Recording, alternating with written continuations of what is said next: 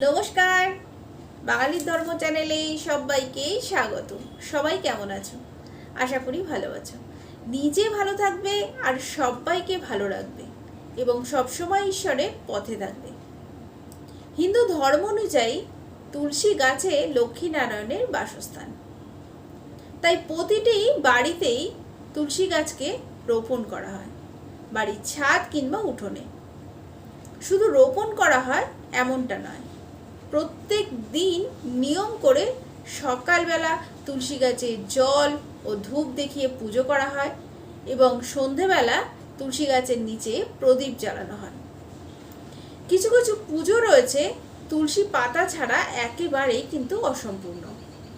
কথিত আছে তুলসী পুজো করলে ঘরে মা লক্ষ্মীর প্রবেশ ঘটে এবং সংসারে সুখ সমৃদ্ধি বৃদ্ধি পায়।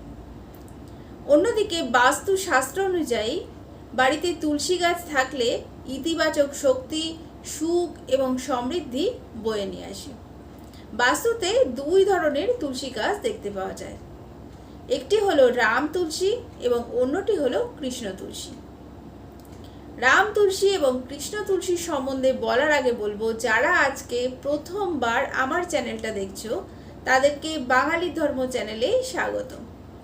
যদি আমার কথাগুলো ভালো লাগে তাহলে আমার চ্যানেলটা সাবস্ক্রাইব করে নিও, একটা লাইক করে দিও।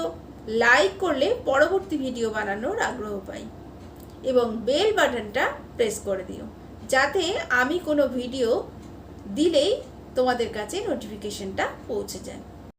বাস্তুতে দুই ধরনের তুলসী দেখতে পাওয়া যায়, একটি হলো রাম তুলসী এবং অপরটি হলো কৃষ্ণ তুলসী। বাস্তুতে কোন তুলসী রাখা শুভ সেটা কিন্তু অনেকেরই অজানা। রাম তুলসী কিংবা কৃষ্ণ তুলসী দুই ধরনের তুলসীরই কিন্তু আলাদা আলাদা গুরুত্ব রয়েছে। এবার বলবো রাম তুলসী ও কৃষ্ণ তুলসী কিভাবে তোমরা চিনবে। রাম তুলসীর পাতা হচ্ছে একটু উজ্জ্বল সবুজ রঙের, পাতাগুলো একটু বড় হয় এবং কাণ্ডটি হয় সবুজ। কৃষ্ণ তুলসীর পাতা হয় কালো বা হালকা বেগুনি রঙের এবং কৃষ্ণ তুলসীর কাণ্ডটিও হয় হালকা বেগুনি রঙের, তাই একে কৃষ্ণ তুলসী বলা হয়। কৃষ্ণ তুলসীকে কিন্তু শ্যামা তুলসীও বলা হয়। হিন্দুদের বিশ্বাস অনুযায়ী শ্রীকৃষ্ণের গায়ের রঙের সাথে এই কৃষ্ণ তুলসীর মিল আছে বলে একে কৃষ্ণ তুলসী বলা হয়। এছাড়া আয়ুর্বেদ শাস্ত্রে কৃষ্ণ তুলসীর আলাদা গুরুত্ব রয়েছে। কৃষ্ণ তুলসীর ভেষজ গুণও কিন্তু বেশি। শাস্ত্র মতে বাড়িতে যদি কৃষ্ণ তুলসী থাকে তাহলে কিন্তু বেশি শুভ, এতে গৃহস্থের কিন্তু মঙ্গল হয়। কৃষ্ণ তুলসী যদি বাড়িতে থাকে তাহলে কৃষ্ণ তুলসীকে যত্ন করতে হবে, পরিচর্যা করতে হবে। যত্নের অভাবে যদি কৃষ্ণ তুলসী শুকিয়ে যায় বা নিস্তেজ হয়ে যায়, এটা কিন্তু গৃহস্থের পক্ষে খুবই অশুভ। রাম তুলসীর থেকে কৃষ্ণ তুলসীর ভেষজ গুণ বেশি। কৃষ্ণ তুলসী একটু গরম প্রকৃতির, সেই জন্য সর্দি কাশির জন্য কৃষ্ণ তুলসী খুবই উপকারী। এবার বলবো কৃষ্ণ তুলসী ভগবানের সেবা পুজোয় লাগে কিনা। রাম তুলসী হোক কিংবা কৃষ্ণ তুলসী, দুটো তুলসী কিন্তু ভগবানের ভীষণ প্রিয়। যদি কেউ ভগবানের চরণে তুলসী পত্র অর্পণ করেন তাতে কিন্তু ভগবান ভীষণ খুশি হন। ভগবান সব থেকে বেশি খুশি হন তুলসী পত্র নিবেদন করলে।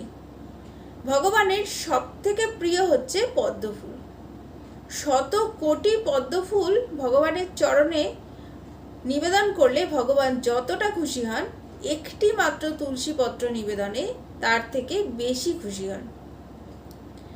তোমার বাড়িতে যে তুলসী পাতা আছে, সেটা কৃষ্ণ তুলসী হোক বা রাম তুলসী, ভগবানের চরণে নিবেদন করো, তাতে কিন্তু ভগবান ভীষণ খুশি হবেন। ভগবান তুলসী পত্র ছাড়া কিন্তু কোনো কিছুই গ্রহণ করেন না। ভগবানের ভোগে তুলসী পত্র অবশ্যই দিতে হবে।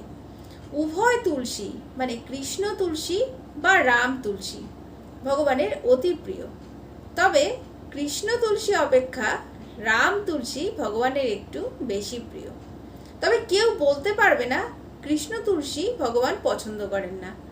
কৃষ্ণ তুলসী যদি ভগবানের চরণে অর্পণ করো তাহলে কি ফল পাবে। শ্রী বিষ্ণু রহস্যে উল্লেখ আছে, যিনি কৃষ্ণবর্ণ তুলসী দ্বারা ভক্তি সহকারে শ্রীকৃষ্ণের অর্চনা করেন লক্ষ্মী সহ বিষ্ণু যেই ধামে বিরাজ করেন সেই ধামে তার গতি হয়। পদ্মপুরাণে উল্লেখ আছে, যিনি কৃষ্ণবর্ণ ও গৌরবর্ণ তুলসী পত্র দ্বারা ভগবান শ্রী জনার্দনের অর্চনা করেন, সেই মানব দেহত্যাগের পর শাশ্বত বৈকুণ্ঠ ধামে গমন করেন। অতএব রাম তুলসী হোক বা কৃষ্ণ তুলসী, উভয় তুলসীই কিন্তু শুভ। যার বাড়িতে যে তুলসী আছে সেই তুলসী দিয়েই ভগবানের সেবা পুজো করতে পারবে। আজকের ভিডিও এই পর্যন্তই। আবার হাজির হব অন্য কোনো ভিডিও নিয়ে।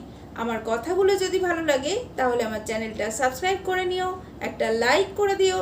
লাইক করলে পরবর্তী ভিডিও বানানোর আগ্রহ পাই। নিজে ভালো থাকবে, সবাইকে ভালো রাখবে। বাঙালি ধর্ম চ্যানেলের সাথে সদা সর্বদা জুড়ে থাকবে।